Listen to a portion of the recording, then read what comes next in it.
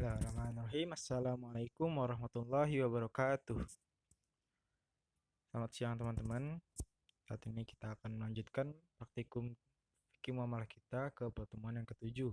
Ini kita akan bahas murabahah dan bai taksid.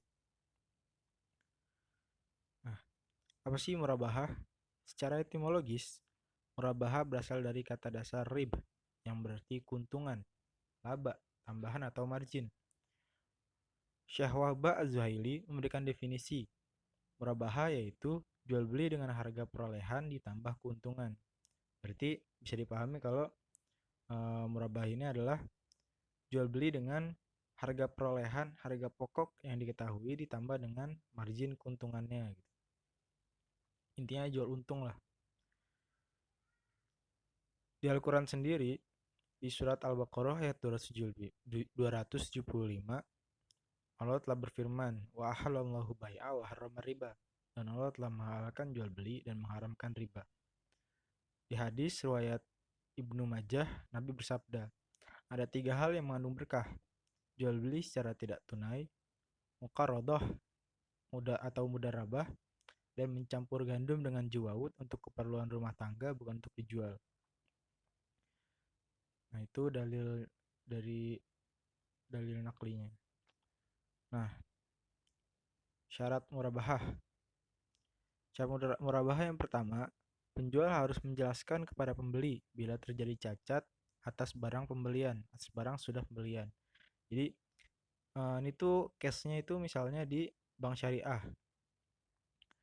Itu kalau di bank syariah ini bank sebagai LKS dia tuh nggak bisa punya aset. Maka dari itu untuk pengadaan barang dia melakukan akad keduanya dengan supplier. Jadi nasabah melakukan akad dengan bank syariah. Bank syariah untuk memperoleh barangnya melakukan akad dengan supplier atau yang punya barang. Karena di peraturan OJK bank ini nggak boleh punya aset seperti motor, mobil, dan lain-lain untuk barang-barang pengadaan. Jadi dia melakukannya dengan supplier. Nah, syarat yang pertama ini penjual harus menjelaskan kepada pembeli bila terjadi cacat atas barang sudah pembelian. Jadi ketika bank syariah udah beli nih dari supplier, terus ternyata ada cacat, dikasih tahu sama si suppliernya. Nah, bank syariah ini atau LKS, lembaga keuangan syariah, harus menjelaskan kepada pemesan, kepada nasabah kalau barang ini ada cacatnya. Nah, terus penjual memberitahu biaya modal kepada nasabah. Jadi LKS atau bank syariah ini harus memberitahu harga pokoknya, harga perolehan dari barangnya. Nah, selanjutnya penjual harus menyampaikan semua hal yang berkaitan dengan pembelian. Misalnya jika pembelian dilakukan secara utang. Jadi si LKS ini yang di tengah, LKS harus ngasih tahu semua tentang pembelian barangnya. Bisa dari cara pembayarannya, cara pembeliannya, atau cara angkutnya. Semuanya berkaitan dengan pembeliannya harus dikasih tahu ke nasabahnya. Terus kontrak harus bebas dari riba. Ya ini harus bisa dipahami lah ya. Kan wa halallahu bai'a wa harrama riba. Riba itu haram maka harus bersih dari riba lah.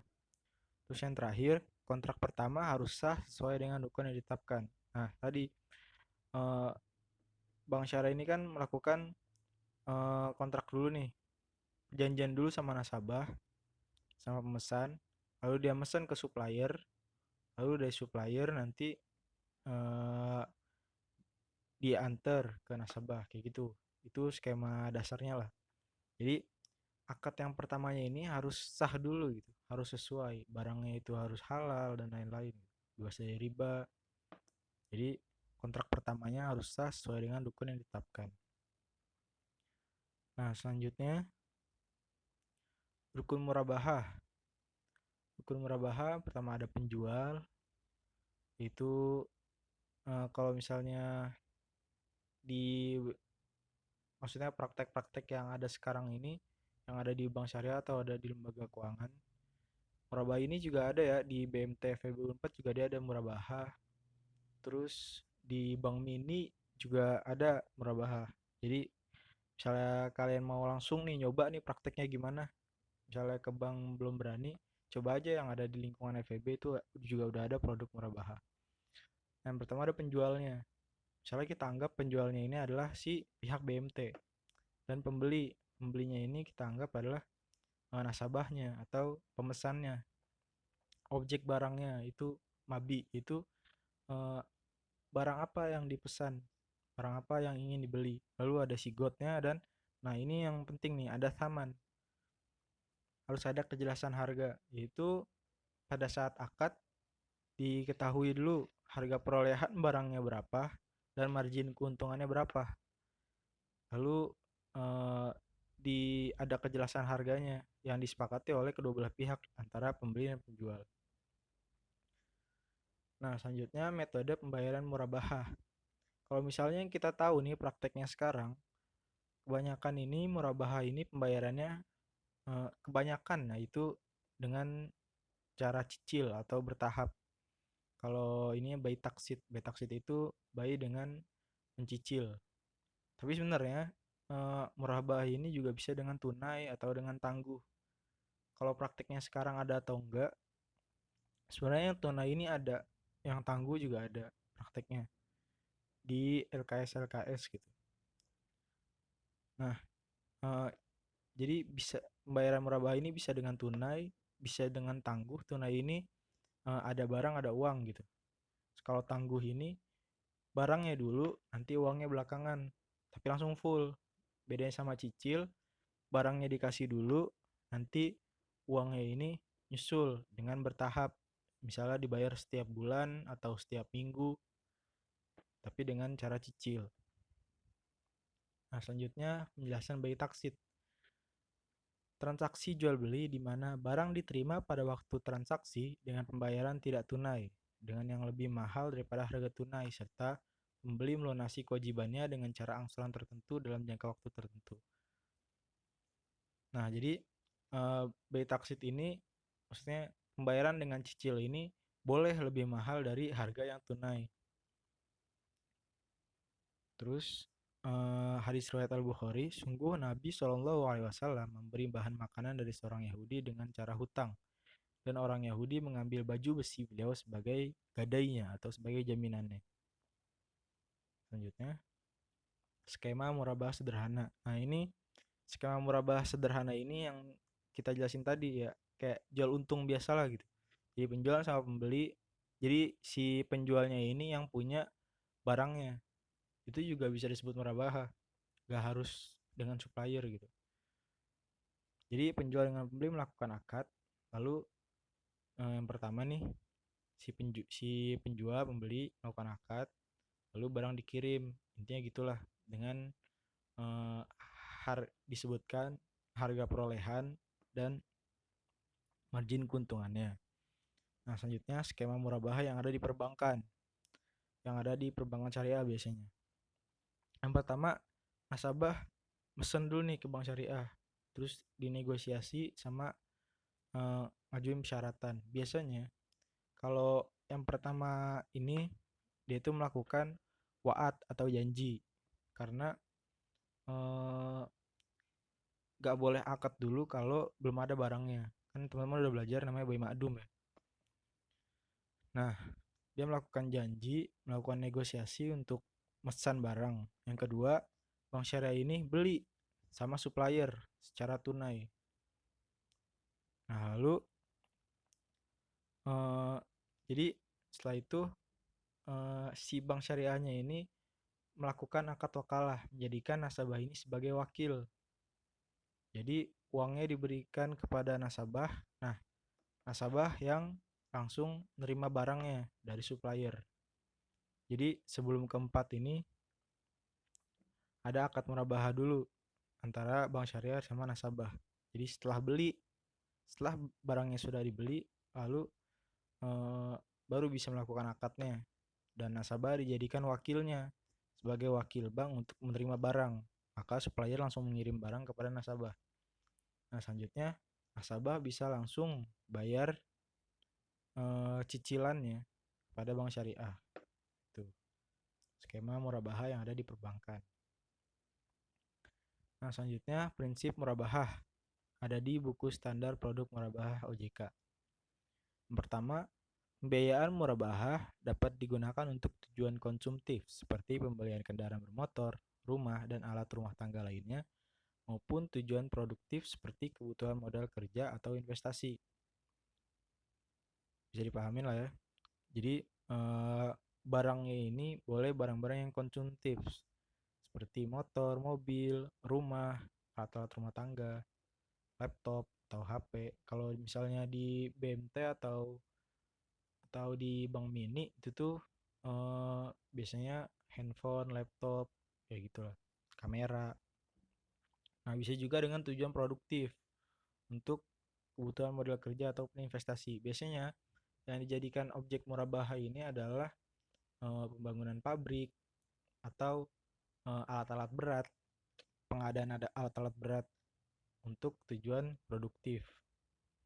Nah, yang kedua, prinsip murabahah ini pembiayaan murabahah yang diberikan oleh bank kepada nasabah harus dituangkan dalam bentuk perjanjian. Kayak yang tadi di skema yang pertama ini, sebelum dia punya barang ya, maka dilakukan wa'ad dulu, perjanjian. Wa'ad adalah perjanjian ya. Nah, selanjutnya prinsip yang ketiga, pembiayaan murabahah bank sebagai penjual harus menyampaikan semua hal yang berkaitan dengan pembelian objek pembiayaan kepada nasabah. Ini banyak tipe ya, apa-apa. Seperti harga pokok, margin, kualitas, dan kuantitas objek pembiayaan yang akan diperjualbelikan. Jadi, semua yang berkaitan dengan pembiayaan ini, semua yang berkaitan dengan objek murabahahnya harus disampaikan oleh bank sebagai penjual. Dari harga pokoknya, margin, kualitas, jumlahnya, sama dari cara pembayarannya, cara pengirimannya itu harus disampaikan oleh si penjual. Yang keempat, harga perolehan terdiri dari sejumlah dana yang dikeluarkan bank untuk memiliki objek pembiayaan ditambah dengan biaya-biaya yang terkait langsung dengan pengadaan barang dan harus dinyatakan dengan jelas dan transparan oleh bank. Jadi harga perolehannya ini, harga pokoknya ini adalah harga dari si bank ini mengadakan barangnya. Jadi dari harga barangnya, terus dari administrasi tulisnya gitu, sama hal-hal yang berkaitan dengan pengadaan barangnya yang sifatnya itu real gitu, yang bisa dibuktikan. Nah, selanjutnya objek biaya murabahah. Ada di buku standar produk murabahah OJK. Yang pertama, barang tersebut ada dan dimiliki secara prinsip oleh bank sebagai penjual. Jadi kayak tadi harus kobet dulu, harus dimiliki oleh bank baru bisa dijual. Barang tersebut dapat dinilai memenuhi prinsip syariah, dapat dilakukan penyerahan sebagaimana diatur dalam pasal. Barang seperti barang jual beli, bahan produksi, properti, alat berat, dan lain-lainnya dapat menjadi objek hak milik sesuai pasal 499 KUHP Perdata. Itulah. Nah, selanjutnya ketentuan umum murabahah pada bank syariah.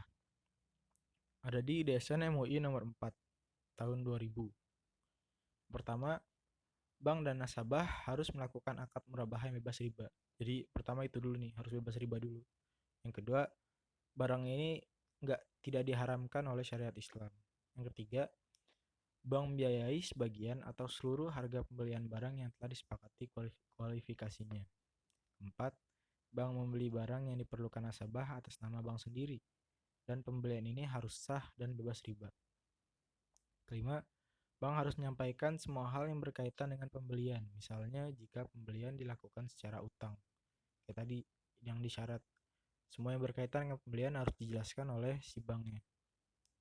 Nah, selanjutnya ketentuan yang keenam, bank kemudian menjual barang tersebut kepada nasabah dengan harga jual senilai harga beli ditambah keuntungannya. Jadi ada harga pokok ditambah penjelasan margin keuntungannya. Dalam kaitan ini, bank harus memberitahu secara jujur harga pokok perolehannya kepada nasabah berikut biaya yang diperlukannya. Nasabah membayar harga barang yang telah disepakati tersebut pada jangka waktu tertentu yang telah disepakati. Jadi ada waktunya gitu. Kalau misalnya cicilnya setiap apa dan jumlahnya berapa. Terus untuk mencegah terjadinya penyalahgunaan atau kerusakan akad, pihak bank dapat mengadakan perjanjian khusus dengan nasabah. Jadi contohnya nih, yang biasanya terjadi di perbankan ini, objek objek dari murabahanya ini dijadikan jaminan. Jadi ketika si nasabah tidak mampu melunasi hutangnya, maka objeknya dapat dilakukan penyelesaian gitu dari jaminannya. Terus yang ke berapa tadi? Yang ke-9, jika bank hendak mewakilkan kepada nasabah untuk beli barang dari pihak ketiga, akad jual beli murabahah harus dilakukan setelah barang secara prinsip menjadi milik bank. Jadi di skema yang tadi, eh, kalau misalnya bank ini mewakilkan kepada nasabah, jadi nasabah ini dijadikan wakil melakukan akad wakalah untuk membeli barang dari pihak ketiga, maka akadnya ini harus setelah si nasabah eh, memberikan barangnya kepada bank, atau bisa dibilang banknya ini telah miliki barangnya secara prinsip atau qobad hukmi yang udah teman-teman pelajarin tuh. Nah, terus ketentuan umum murabahah kepada nasabah. Nasabah mengajukan permohonan atau janji. Terus jika bank menerima permohonan tersebut, dia harus membeli terlebih dahulu aset yang dipesannya secara sah dengan pedagang. Jadi banknya beli dulu nih. Dia gitu. Soal nanti siapa yang ngambil itu sesuai perjanjiannya. Apakah diwakalahkan?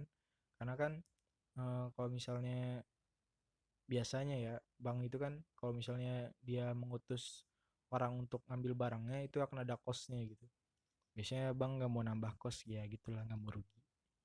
Terus bank kemudian menawarkan aset tersebut kepada nasabah dan nasabah harus menerima sesuai dengan janji yang telah disepakati karena secara hukum janji tersebut mengikat. Kemudian kedua belah pihak harus membuat kontrak jual beli. Jadi kalau misalnya nasabah pertama nih, dia kan mesen aset nih. Nah, terus si banknya udah nawarin ke nasabah. Kalau misalnya udah sesuai nih yang bank beli sama yang dipesan, si nasabah ini harus beli karena di awal dia udah melakukan janji secara hukum yang sifatnya mengikat, kecuali eh, ada faktor-faktor lain gitu. Seperti misalnya barangnya cacat dan lain sehingga nggak jadi beli. Nah, terus dalam jual beli ini, bank dibolehkan meminta nasabah untuk membayar uang muka saat menandatangani kesepakatan awal pemesanan. Kalau di murabahah ini, uang muka dikenal juga sebagai uang keseriusan atau hamis jidyah. Jadi kalau udah ngasih uang keseriusan berarti ternyata nasabah ini serius nih mau beli ini. Baru si banknya ini, oh kalau dia serius ya udah kita beli nanti barangnya. Yang kelima, jika nasabah kemudian menolak membeli barang tersebut, biaya real bank harus dibayar dari uang muka tersebut. Jadi misalnya udah dibeli nih, terus nasabahnya bilang ah nggak jadi beli ah gitu, karena ada bla bla bla bla bla. Nah dari uang keseriusan tadi, uang hamis jidyah yang tadi boleh dipotong pengembaliannya sesuai dengan misalnya kerugian-kerugian yang dialami oleh bank karena nggak jadi, misalnya dari biaya pemesanan, biaya administrasi. Nah itu boleh dipotong dari uang keseriusannya, uang DP-nya yang tadi lah gitu. Nah terus eh, kalau misalnya ada lebihnya, maka bank harus ngembaliin tuh sisa uang keseriusannya. Kalau misalnya kurang, nasabah harus nambel, harus nambahin dari kerugian yang dialami oleh bank tadi. Nah selanjutnya, nah ini yang tadi, jika nilai uang muka kurang dari kerugian yang harus ditanggung oleh bank, bank dapat meminta kembali sisa kerugiannya kepada nasabah. Nah, terus jika uang muka memakai kontrak Urbun sebagai alternatif dari uang muka, nah ini yang bedanya sama yang tadi. Urbun, jika nasabah memutuskan untuk membeli barang tersebut, ia tinggal membayar sisa harganya. Jadi Urbun ini bisa dibilang down payment. Jadi kalau misalnya kontraknya ini bukan uang keseriusan kayak tadi, bukan hamis jidyah, tapi Urbun, maka eh, ketika si nasabah membayarkan Urbun tadi, maka dia udah masuk eh, ke pembayaran pertama, jadi tinggal bayar sisanya. Jika nasabah batal membeli, jika nggak jadi beli, maka uang muka menjadi milik bank sebesar kerugian yang ditanggung oleh bank akibat pembatalan tersebut. Dan jika uang muka tidak mencukupi, nasabah wajib melunasi kerugian kurangannya. Nah, uang muka dalam murabahah ada di DSN MUI nomor 13. Pertama, dalam akad pembiayaan murabahah, lembaga keuangan syariah dibolehkan untuk meminta uang muka apabila kedua belah pihak telah bersepakat. Jadi kalau pembeli sama penjualnya sepakat untuk ada uang mukanya, maka boleh untuk diminta uang muka. Terus besar jumlah uang muka ini ditentukan berdasarkan kesepakatan. Jika nasabah membatalkan akad murabahah, nasabah harus memberikan ganti rugi kepada LKS dari uang muka tersebut. Jadi kalau misalnya nasabah nggak jadi beli, maka kerugian yang ditanggung oleh bank ini eh, bisa dipotong dari uang muka yang tadi udah dikasih. Jika jumlah uang muka lebih kecil dari kerugian, kalau misalnya uang muka yang dikasih ternyata kurang nih dari kerugian yang ditanggung oleh LKS, maka lembaga keuangan syariah ini bisa minta tambahan kepada nasabah. Sorry, puasa jadi seret. Terus, jika jumlah uang muka lebih besar dari kerugian, LKS harus mengembalikan kelebihannya kepada nasabah. Jadi kalau misalnya uang mukanya lebih besar dari kerugiannya, sisanya ini harus dibalikin kepada nasabah. Nah, ini pembahasan tentang hamis jidyah dalam murabahah. Hamis jidyah ialah bayaran sejumlah dana yang dilakukan nasabah kepada penjual untuk menjamin kesungguhan. Kayak tadi, hamis jidyah ini adalah uang keseriusan untuk ada kesungguhan membeli barang. Jadi si nasabah ini serius untuk beli barangnya dan memastikan bahwa nasabah mampu secara ekonomi serta memudahkan LK untuk nasabah mengganti kerugian yang dialami ketika nasabah ingkar membeli barang murabah dari LK. Tuh. Nah, lanjut. Ketentuan jaminan dalam murabahah. Jaminan dalam murabahah dibolehkan agar nasabah serius dengan pesanannya. Bank dapat meminta nasabah untuk menyediakan jaminan yang dapat dipegang. Jadi jaminannya ini boleh jaminan dalam murabahah. Bank dapat meminta nasabah untuk menyediakan jaminan yang dapat dipegang. Biasanya jaminan ini bentuknya bisa surat tanah, bisa BPKB, bisa emas. Nah, bisa juga objek murabahahnya dijadikan jaminan. Jadi kalau misalnya ya jadi eh, itu bentuk-bentuk jaminan yang ada sekarang. Nah, terus klausul kecacatan barang ada di Fatwa DSN MUI nomor 4. Setiap cacat yang ditemukan dan diketahui pada objek murabahah dalam penandatanganan akad berakibat pada munculnya hak khiyar aib bagi nasabah untuk mengajukan akad atau mengakhiri kontrak. Jadi kan tadi kan si banknya ini udah beli dulu nih. Nah, terus nasabah boleh tuh ngecek dulu barangnya ketika barangnya sampai sebelum dia melakukan tanda tangan kontrak. Kalau misalnya ditemukan cacatnya, maka dia boleh untuk khiyar aib untuk melakukan pembatalan akad. Itu boleh sebelum tanda tangan. Namun apabila cacat telah diketahui dan disepakati oleh nasabah pada saat penandatanganan kontrak, maka hak khiyarnya ini udah nggak ada gitu. Jadi ketika udah dikasih untuk ngecek sebelum tanda tangan, udah dikasih cek, udah bla bla bla bla, tapi ternyata tanda tangan tetap. Nah, terus setelah tanda tangan baru ketemu tuh cacatnya. Nah, itu udah nggak ada hak khiyarnya. Tapi yang lebih baiknya ini adalah ketika si penjual tahu cacatnya, si penjual memberitahu apa itu cacatnya. Itu yang lebih baik. Nah, selanjutnya diskon dalam murabahah. Ada di DSN MUI nomor 16.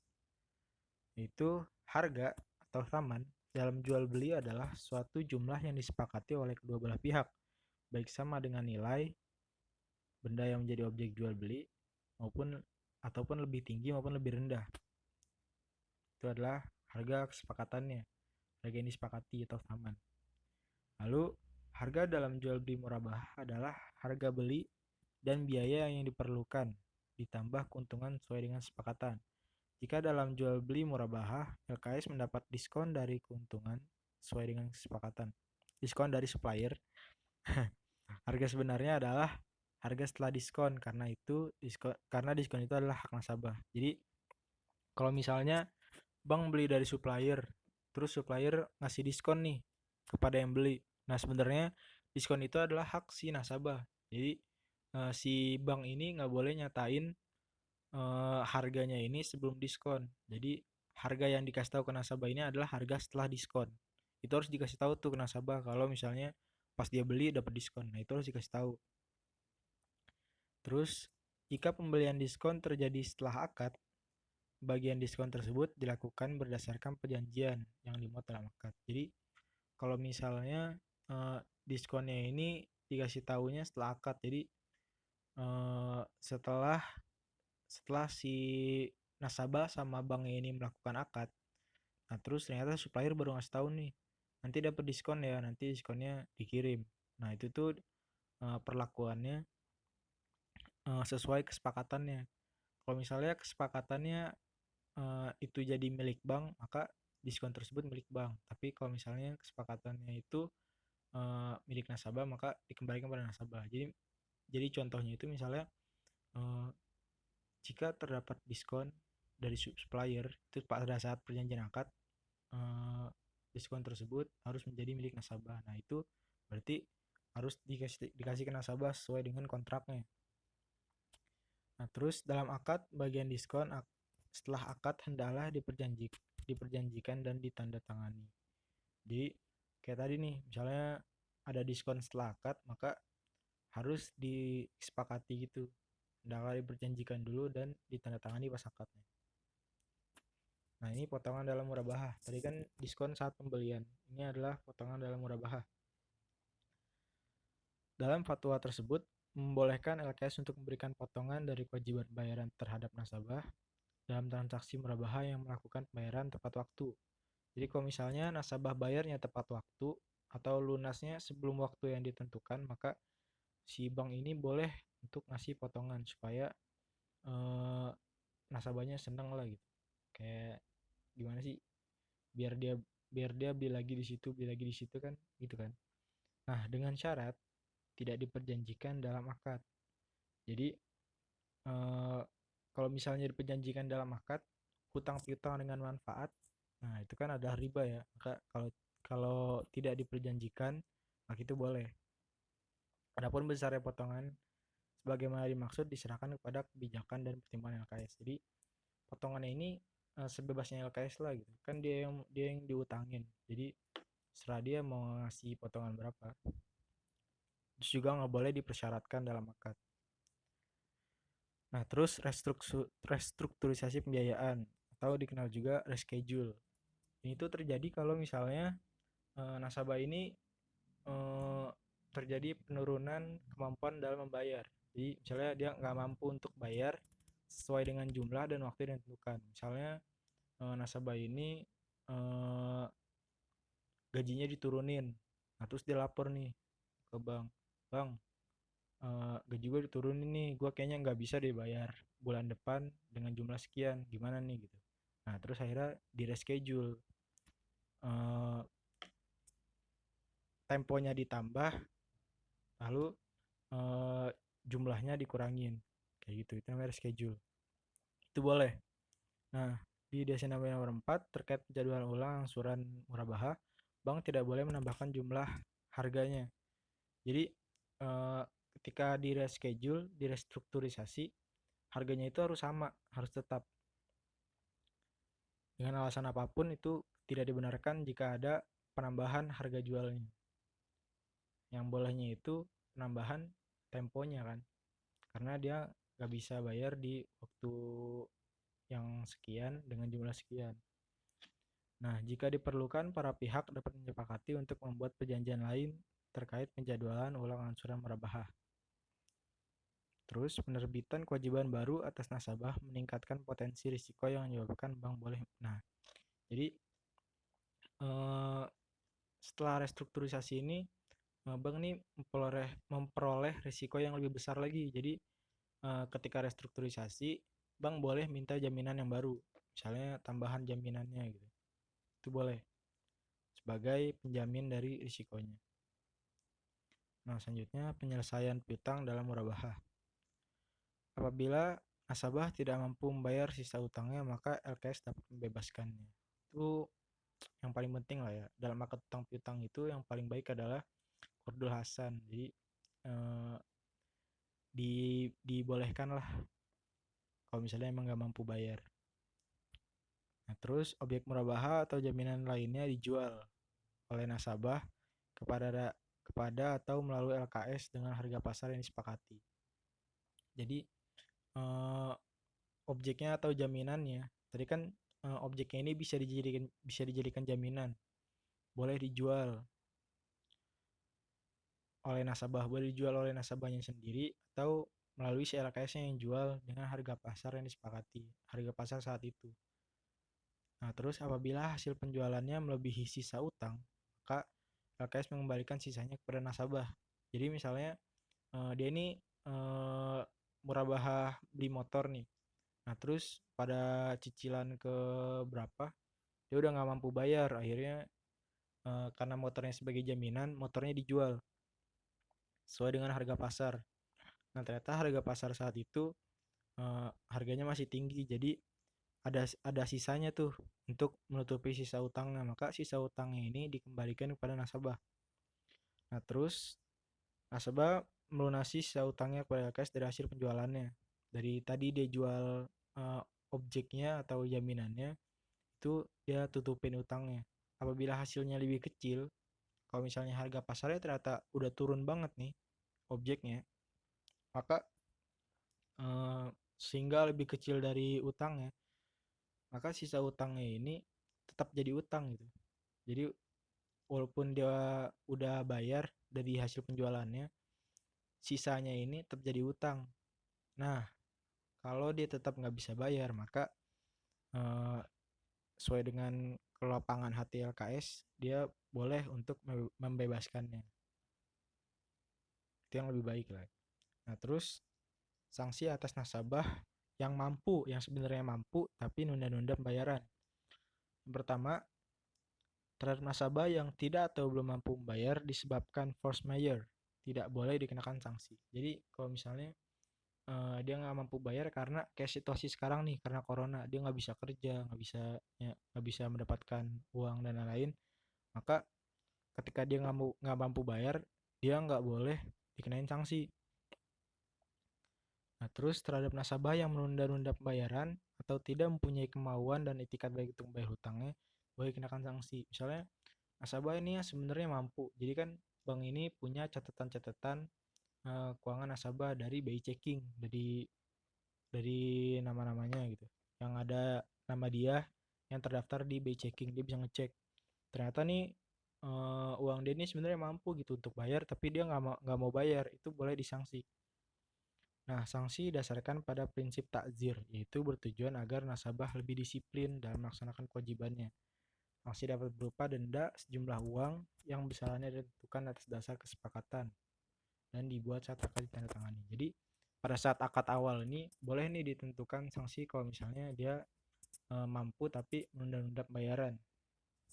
Nah, terus dana yang berasal dari denda ditentukan untuk dana sosial. Jadi sebenarnya mungkin eh, dana dari sanksi ini dianggapnya dana non halal. Jadi nggak boleh masuk ke eh, nggak boleh masuk sebagai return pada banknya. Jadi harus dijadikan dana sosial. Kalau misalnya di bank syariah ini mereka ada catatan 10% dana non halal, itu boleh.